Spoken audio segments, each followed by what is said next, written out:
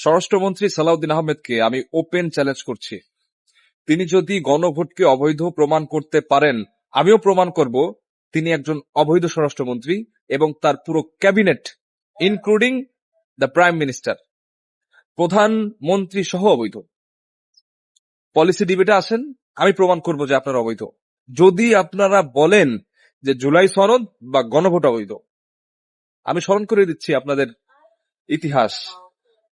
শহীদ president Ziaur Rahman 1977 সালের 21 April তিনি স্বাধীন বাংলাদেশের প্রেসিডেন্ট হয়েছেন, রাষ্ট্রপতি হয়েছেন। তিনি কে ছিলেন প্রেসিডেন্ট হওয়ার আগে? তিনি ছিলেন martial law administrator, chief martial law administrator, বা আপনার সামরিক, যেটাকে আমরা বলতে পারি সামরিক আইন প্রণেতা বা সামরিক আইনের শাসক ছিলেন তিনি।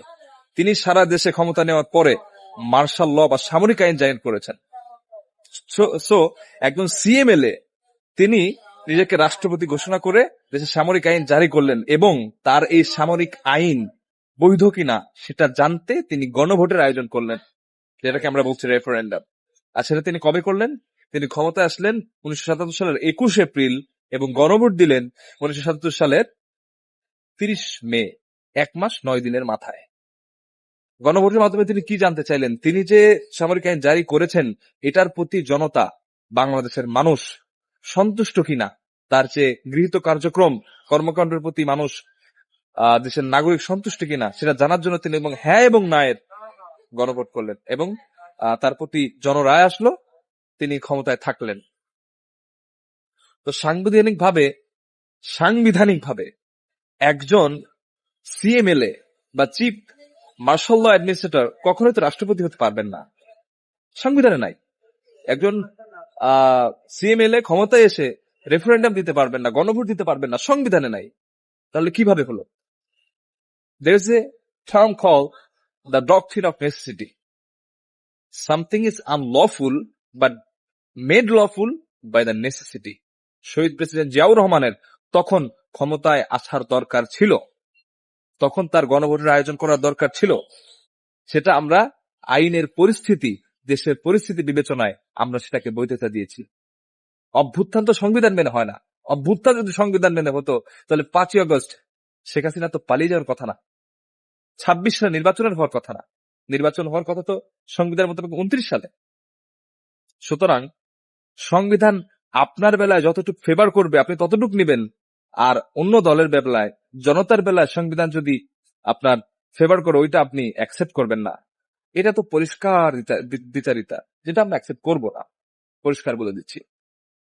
আপনার চিন্তা করেন, আপনি নিজে মুখে বলেছেন গণভোটে হ্যাঁ জয়যুক্ত করতে বলেছেন আপনি জনতাকে এবং জুলাই সনদকে বাস্তবায়ন করবেন। আপনারা সেই আজকে নিজে এবং আপনার দল 11 দলীয় ঐক্যজোট শপথ পড়ল গণপরিষদে জুলাই সনদ বাস্তবায়নের জন্য, আর আপনারা বললেন কি আপনারা গণপরিষদের শপথের জন্য নির্বাচিত নন। লজ্জা, ধিক্কার আপনাদের। এত বড় বেইমানি জাতির সাথে কিভাবে করতে পারবেন? আপনার সংবিধানে, আপনি সংবিধানের দোহাই দিচ্ছেন। চিন্তা করেন, আরে ভাই, আপনার যে নির্বাচনটা করলেন, নির্বাচন যে হলো এটা কি সংবিধান মেনে হয়েছে কিনা এই প্রশ্নটার উত্তর আপনাকে আগে দিতে হবে। এই জন্য বলছি পলিসি ডিবেটে আসেন। আপনাকে আমি চ্যালেঞ্জ করলাম, আপনি উত্তর দিতে পারবেন না। সংবিধান মেনে 26 সালে নির্বাচন হয়নি। নির্বাচন কি মেনে হয়েছে? জুলাই সনদ মেনে হয়েছে। জুলাই সনদ মেনে নির্বাচন হয়েছে, জুলাই সনদ মেনে গণভোট হয়েছে। এবং সেই গণভোটে 4,80,00,000 মানুষ পরিবর্তনের পক্ষে হ্যাঁ জয়যুক্ত করেছে। 4,80,00,000 মানুষ। সেই জনতার রায়কে আপনি উপেক্ষা করে পতিত সংবিধানের দোহাই দেন। সংবিধানে তো জিয়াউর রহমানের রাষ্ট্রপতি হয়তো ছিল না, গণভোট ছিল না, তাহলে ওটা কেন মেনে নিয়েছিলাম? জাতির প্রয়োজনে মেনে নিয়েছিলাম। হাজার হাজার আমাদের শহীদ ভাই, আমাদের ভাইরা শহীদ হয়েছে, রাস্তায় রক্ত দিয়েছে, আমাদের সাথে যুদ্ধ করেছে। কোথায় ছিলেন তখন আপনি?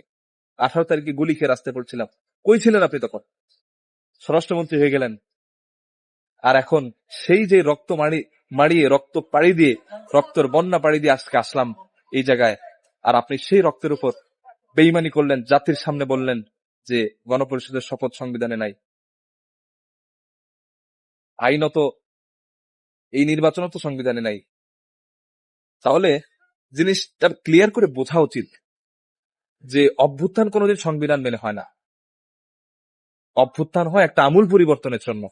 আর অভ্যুত্থান সামরিক হতে পারে, ছাত্র জনতার হতে পারে।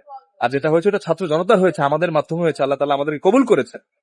আরে ভাই, রক্ত তো 2013 সালেও দিয়েছে হেফাজত, রক্ত তো আমার পিলখানার 57 জন সেনা অফিসার দিয়েছে। তখন কেন এই আমূল পরিবর্তন অভ্যুত্থান আমরা করতে পারিনি? আল্লাহ তাআলা কবুল করেন না। 24 সালে আল্লাহ তাআলা এই ছাত্র জনতার রক্তকে কবুল করেছেন, তাই অভ্যুত্থান হয়েছে। আপনি এত বড় রক্ত গঙ্গাকে আপনি অস্বীকার করছেন। সনদের ব্যাপারে আপনাদের এত দ্বিচারিতা। বললাম তো, চ্যালেঞ্জ করলাম, আপনি যদি প্রমাণ করতে পারেন যে জুলাই সনদ বাস্তবায়নের আইনি ভিত্তি নেই, আমি প্রমাণ করব আপনি অবৈধ স্বরাষ্ট্রমন্ত্রী। আমি প্রমাণ করব পুরো মন্ত্রী পরিষদ ক্যাবিনেট অবৈধ, পুরো নির্বাচন অবৈধ। সুতরাং যদি পিসফুল কো এক্সিস্টেন্স বাংলাদেশে বজায় রাখতে চান, জনতার রায়কে উপেক্ষা করতে পারবেন না। অবশ্যই এটাকে ইমপ্লিমেন্ট আপনাকে করতে হবে। পতিত স্বৈরাচার ভারত পালিয়েছে, বিভিন্ন দেশে পালিয়েছে। আল্লাহর কসম, ভারত পালাইতে পারবেন না। আপনাকে ভারত সেই সার্টিফিকেট দিবে না। এবার আপনি তো খুব আরামে এসেছিলেন, আমরা জানি। We know everything, we know what happened behind the scenes. Okay, নেপালের এমপি মন্ত্রীকে ল্যাংটা করে রাস্তায় নামাইছে ছাত্র জনতা। জনতার রায় যদি উপেক্ষা করেন, এই ছাত্র জনতা আপনাদেরকে ল্যাংটা করে রাস্তায় নামাবে। এই সামরিক বাহিনী শেখ হাসিনাকে তো প্রোটেক্ট করতে পারে নাই। আপনি মনে করছেন আপনাকে প্রোটেক্ট করবে? একদম না। জাতির সাথে বেইমানি করবে না। এই ছাত্র জনতা নামাবে আপনাদেরকে রাস্তায়, আমরা নামাবো আপনাদেরকে রাস্তায়। সুতরাং সময় থাকতে সাধন করুন, সময় গেলে কিন্তু সাধন হবে না। আবার পরিষ্কার করে বলে দিচ্ছি, 4,80,00,000 মানুষের জনরায়কে আপনি উপেক্ষা করতে পারেন না। আপনি সালাউদ্দিন আহমেদ হন, আপনি তারেক রহমান হন, আপনাদের এখনো বোধের উদয় হওয়া উচিত, আপনাদের এখনো বোঝা উচিত। আর আমরা পর্যবেক্ষণ করছি আপনারা কতটুকু করতে পারেন করেন, কিন্তু আলটিমেটলি আপনাদের জনতার রায়কে মেনে নিতেই হবে। আর এটা যত তাড়াতাড়ি মেনে নেবেন আপনাদের জন্য ভালো। আমরা দেশে শান্তি চাই, পিসফুল কোএক্সিস্টেন্স চাই। ধন্যবাদ।